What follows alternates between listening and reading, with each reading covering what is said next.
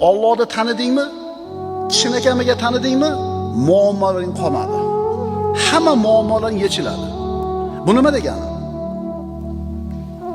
Sen haqiqatan Allohni tanigan bo'lsang, Allohni Rob ekaniga, yaratuvchi ekaniga, ko'rib bilib kuzatuvchi ekaniga, har narsaga qodir ekaniga, Razzoq ekaniga, G'ofurur Rohim ekanligiga ishonching komil bo'lsa, sen gunoh qilmay qo'yasan.